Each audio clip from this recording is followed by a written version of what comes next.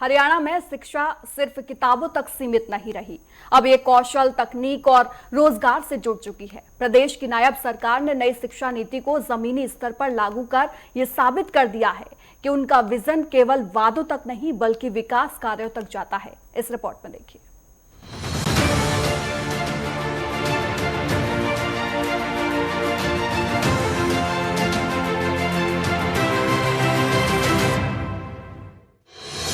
शिक्षा, संस्कार और संकल्प का संगम। विश्वविद्यालय का चौथा दीक्षांत समारोह। मुख्यमंत्री सैनी का प्रेरणादायक संबोधन। छात्रों, शिक्षकों और अभिभावकों का जीता मन। रोहतक का बाबा मस्तनाथ विश्वविद्यालय, जहां शिक्षा, संस्कार और संकल्प का संगम एक साथ देखने को मिला।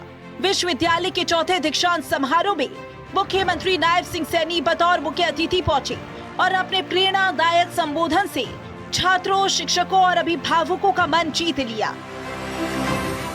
मुख्यमंत्री ने डिग्री प्राप्त करने वाले सभी विद्यार्थियों को शुभकामनाएं दी और 194 गोल्ड मेडलिस्ट छात्र छात्राओं को विशेष रूप से बधाई दी। बाबा मस्तनाथ विश्वविद्यालय के चौथे दीक्षांत समारोह में आप सब के बीच आने का मुझे ये अवसर मिला है। दीक्षांत समारोह किसी शिक्षण संस्थान का, उसके लिए एक गर्व और गौरव का ये दिन होता है।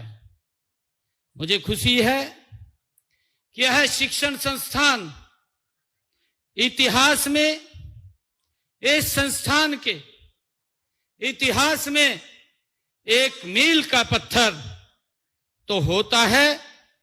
यह हम सब के लिए अस्मरणीय ये दिन भी होता है, जिसकी विद्यार्थी जीवन भर चर्चा करते हैं। इसलिए मैं इस सबसे पहले इस समारोह में जो हमारे पदक और उपाधियां प्राप्त करने वाले सभी विद्यार्थियों को मैं हार्दिक बधाई देता हूं और शुभकामनाएं देता हूं। शिक्षा नीति को लेकर मुख्यमंत्री सैनी ने बताया कि प्रदेश में नई राष्ट्रीय शिक्षा नीति को जमीन पर उतारा गया है, जहां स्कूल से लेकर महाविद्यालय तक की शिक्षा को कौशल विकास से जोड़ा गया है। आज हरियाणा में ऐसे शिक्षण संस्थानों की नींव रखी जा रही है, जहां केजी से लेकर पीजी तक की पढ़ाई एक ही परिसर में मिलेगी। साथियों, नई राष्ट्रीय शिक्षा नीति से अनुरूप हम शिक्षा के साथ साथ युवाओं में कौशल विकास पर भी हमारी सरकार बल दे रही है। आज समय की मांग के अनुसार हमने स्कूल से लेकर महाविद्यालय तक की शिक्षा को कौशल के साथ जोड़ा है।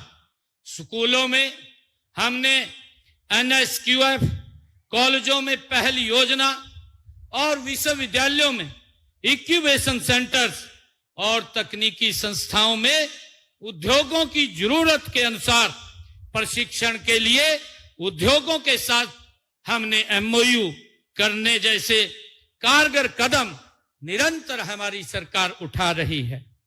प्रिय विद्यार्थियों, मैं प्रदेश में ऐसे शिक्षण संस्थान हम तैयार कर किए जा रहे हैं, जिनमें नन्हे बच्चे की केजी कक्षा से युवा विद्यार्थी की पीजी कक्षा तक शिक्षा प्रदान की जाएगी। इस प्रकार एक छत के नीचे संपूर्ण शिक्षा मिलेगी। हम इस तरफ गति से काम कर रहे हैं। कई विश्वविद्यालयों के केजी से पीजी स्कीम के तहत दाखिले भी किए गए हैं। हमारा प्रयास है कि प्रदेश के हर युवा को उसके घर के आसपास ही उच्चतर शिक्षा मिले।